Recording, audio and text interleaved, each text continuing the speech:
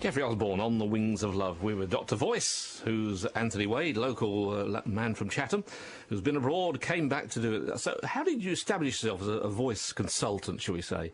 Did you just approach people, or did they approach... Well, you must have approached people, because they wouldn't have known about you. No. Basically, I started teaching singing in Australia, and I had so many pupils coming to me in the end, because I couldn't sing. So I learned from my pupils what I was doing wrong. So for the last 25, 30 years, I've had thousands of larynxes in front of me.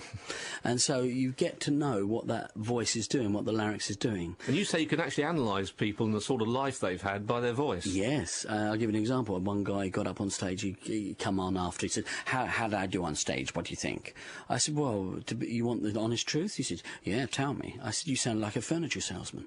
He said, really? I said, yeah, because would you like it in green or would you like it in blue? And he said to me, I can't believe you said that. I said, why? He said, because I was a furniture salesman for 15 years. And it's true, your voice tends to take on the job that you do. Or the environment that you're in. But people can improve, can't they? Because like Michael Caine, you could never tell that he came from the East End of London because he improved his voice. Absolutely. And anyone can do that, can't they? Anybody can improve their voice. But not everybody could end up sounding like Richard Burton, though, could they?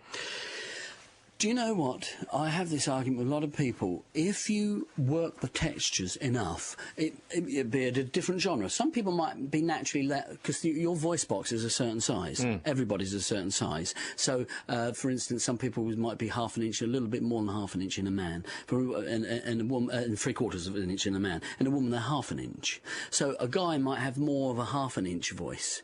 So he won't get to the depths of Richard Burton, but he would get to an amazing vibration in his voice, which will sound as good as Richard Burton. Well, not necessarily to the depth, but you could still be cajoled by the resonance in the voice, the power of that resonance. Yes, I believe anybody can change their voice and give themselves an amazing sound in their voice. I could end up sounding like Richard Burton. I'd a fortune had a voice over, I'll tell you. You would seriously, if you really wanted to do that, I'm telling you now, you've already got the voice to do it with, because you've cultivated a lot of muscles there already. Sure. So it's just a question of being a bit conscious and changing it and doing a little bit of practice on it, and you will be able to do it. Yes. Wow. Brian Blessed? No, perhaps not. Well, he's like this. He uses his opera voice. Good day to you, sir. Yeah, he goes more operatic, doesn't he, his voice? Yes. But not like Alan Moody, who talks up here like that, a friend of mine like that. But he will... Do you think you can approach David Beckham? Because, bless him, he's a great footballer, but he has to do something about his voice, doesn't he? Yeah, I've got footballers coming to me, you know. I've had... Because it lets them down sometimes when they open their voice, doesn't it? Yes, it does. I mean, I had one guy in for media training who's there. I can't mention any names. I think I can. Alan Pardew, at West Ham, and we worked on his voice for a while to bring an authority up in his tone, so when he goes back to the dressing room, he's a little bit more in control. And after he did that, he started winning. They were winning 3-2, 4-2. You must have a website so people can hold of this fastest singing programme in the world. Yes, they can. It's www.drvoice.tv. That's www.drvoice.tv.